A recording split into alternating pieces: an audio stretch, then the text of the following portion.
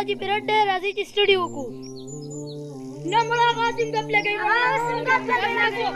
اسٹڈی کو مڑا کب لگئی کب اسٹڈی کا ہوتا اس کب لگا ہوا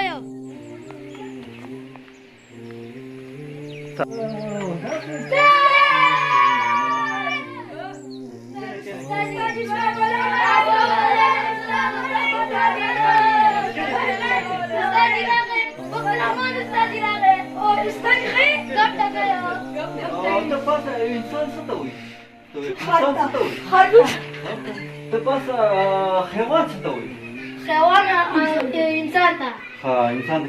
کینې ماشاءالله قابله دی ښه استاد جی ما سپینینګ یاد کړی څه سپینینګ KNOWLD ماشاءالله ورلډ ټچ ما یاد کړی استاد جی ما سپینینګ یاد کړی ها SUNDAY شانډای قابله کینې خبره کوم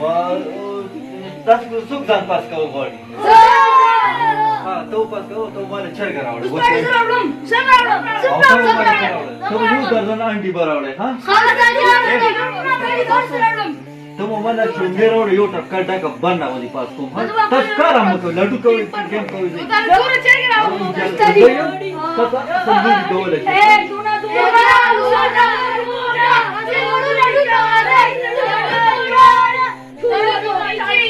شام سر پیرډ دی هغه خو کار غواړي او رښتیا هغه کار نه دی کړی چې سمې یادول کوم انا پیس ته مانه کاټو دي کلاس بتاله ته کټ شيري ته ولاړ شو ډیسپلین غواړي راځي چې کینو په قطار کې کینو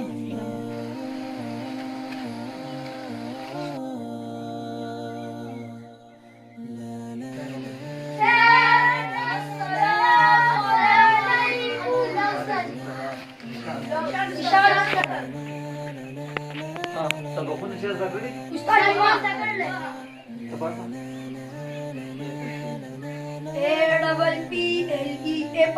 اپل وای مړی تا SUNDAY شانډای فارتا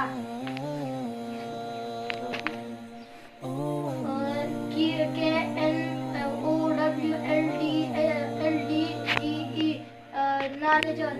علم تا دا کار ولې نه دی کړی ها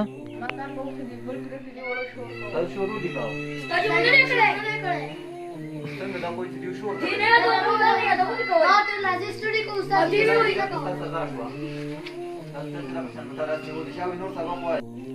شابه خپل ځای راوړو چې زه کوم سبق وایم هغه تاسو وایئ ښه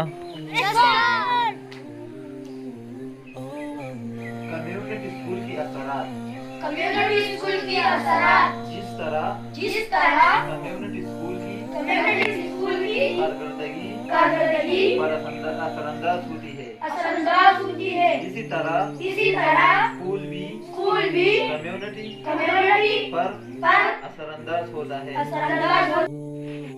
تاسو دا سبق زده کوئ او چې سبا درنه اورم یاد یې درته ښه یس سر دا استاد یې نه په خلکو باندې سبق زده کوي ابو الاستاذ خدای مړه موږ څنګه په لګیا هغه په لګیا هغه استاد یې ما سم خوښ شي هغه تور چر راوړل تور هندي راوړل تور چر راوړل چې ما پاس مړه دا استاد یې کنه غلطی کې په باندې سبق یاد دی ابو الاستاذ سبق خدای یې په خپل راځي کوي او یې پاس کړه